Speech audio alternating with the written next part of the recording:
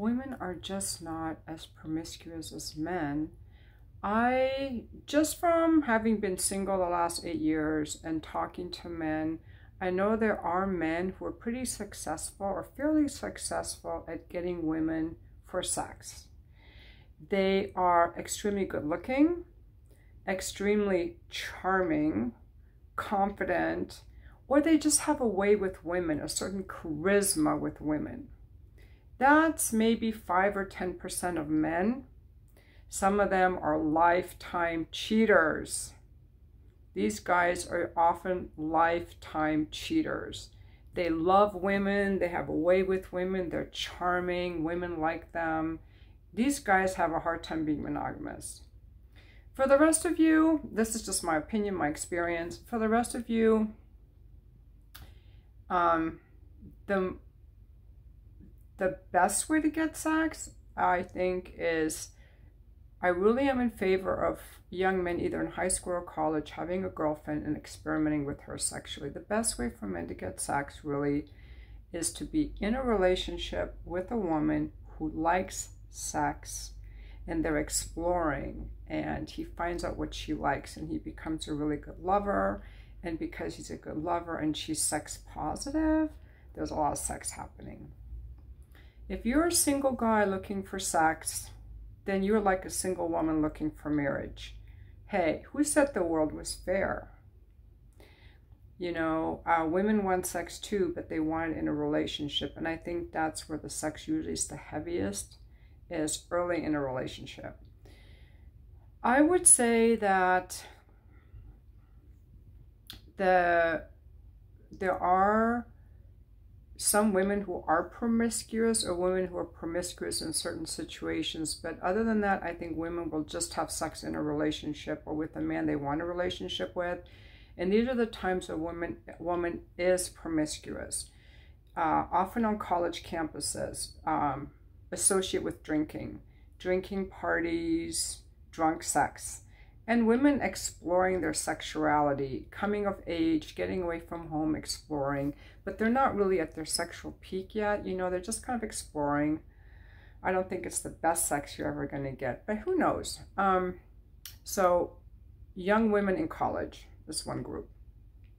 The second group would be women who were sexually abused. They can either be shut down or they can be over-sexualized. So women who are sexually abused and are over-sexualized, promiscuous. The third group would be women who are extreme people pleasers. So they will have sex with you to keep you so you won't leave them, or they can be manipulated into it. They don't really do it because they want to. I guess they do it because they want to keep you. So like a very vulnerable type of woman with low self-esteem is more likely to be promiscuous. Another group of women who's likely to be promiscuous is a woman out of a divorce, like me. Especially if the sex was bad in the relationship. These women often are also at a sexual peak in their 40s, and they will be promiscuous because they are making up for lost time when they were sexually depleted, and they are willing to explore, and they're not looking for a relationship usually. Another group of women would be women who are sexually ignored or emotionally ignored by their husbands, especially once they get in their 40s and they kind of reach their sexual peak. Now, in some of these cases, some women who are promiscuous will, with their husbands, join swinger events, but I wouldn't consider them promiscuous because they're still quite selective and they have their husbands involved. So if you've listened to me, all of the cases that I gave you of women who are promiscuous are usually women either in some kind of pain or neglect, women who have been neglected or are in some kind of pain or vulnerable situation, except for I didn't feel that way after my divorce. Like in my divorce sexcapades, I've known other women post-divorce who were just exploring. I don't think they were vulnerable as much as the younger women who are doing it because they were drunk, because they were raped, or because they're trying to people please you, or they're neglected by their husbands. I suppose there could be other women who are promiscuous. Now, if we look at, now you could say I'm just generalizing, but if we look at gay people, homosexual people, we see that gay men tend as a group to be more promiscuous than gay women. That's why they have an app called Grindr. It is just a straight hookup app where guys will even tell you the size of their penis, whether they're cut or uncut, like it's straight on sex, and they will have anonymous sex. I've seen videos on YouTube videos on this, guys having anonymous sex. The bathroom stall kind of thing, the glory hole thing. You go to like one of those adult places and you just stick your cock through the wall and someone sucks you off. I've never heard of women doing that. When I was hooking up with lesbians, they typically want to make it more relational. They want to have lunch first. They want to have dinner first. They want to have a sleepover. So when you see how women interact together, it's more relational. And the way that men interact together, it can be more just physical. And I kind of think that's what attracts women to men, is that we're different. It could be cultural, it could be biological, I really don't know. But my advice to young men who want sex and aren't able to get it is either hire an escort or find out, try out men. It's easy to get sex from men. So easy. Have sex with men. Or try to figure out, like, what is the sexual part of the relationship? Yes, we want sex, but sometimes people use sex to escape from, maybe what they really are wanting deep down is validation, a distraction from their boring life. Someone to have power over, to feel wanted, or to feel loved. Like, there are often other needs. And if people have this really strong drive, like, I gotta have sex, you can masturbate, okay? Everybody can masturbate. If you feel like you need to have sex with another person, now there's kind of like a compulsion aspect to it. Like that neediness, like see what that's really about for you, because nobody owes you sex. Nobody owes you marriage. The best thing really is to get into a relationship, and to get into a relationship based on what you can give to someone. So you're not coming from the super needy place.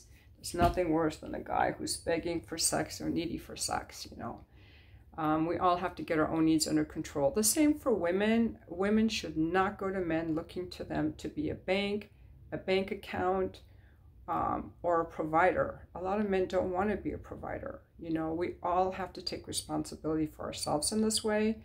And just like men can't use women for sex, women can't use men for money. If any guys are listening for this, I got your back. I'm trying to help you get laid. This is all I know. It's like, yes, women aren't promiscuous. So, that's just how it is. I can't help it. That's just the reality that I see. And men aren't piggy banks. Do not let women use you as a piggy bank. Do not buy a woman dinner hoping to get sex. Don't play those games. If you want a relationship, do it the way that you want to. That's authentically you. Look at me. I'm kind of choosy. Like, if you really want a relationship, like a relationship person doesn't come along every day. Somehow we have to build a life without that. And just so you know, all of our ancestors, their sex life was probably horrible. They got married not for good sex. They got married because they had roles to fulfill. Someone had to work and someone had to be in the house. It's just late in the last few decades that we're so wanting good sex and loving connections. That can't be had with just anyone. That doesn't come along every day, and that's something that we want more of in life now, but it wasn't always that way. It's not that easy to get that stuff. So just focus on the things you can control and see what your need really is about. If you want to talk to me, I'm happy to do some coaching with you. What is this need that really about, where you just feel like, I gotta get, this woman won't put out. Like, what is that thing that's keeping you stuck and getting you agitated? It's nobody's job to put out for you, okay? So that's all I have to say. I wish everybody could have great sex always. I wish that for everyone, but it's not the world we live in, you know. And when it is good, it's often temporary, unless people are really committed to making it good. And that takes time, and that takes energy, and that takes dedication, and that takes vulnerability.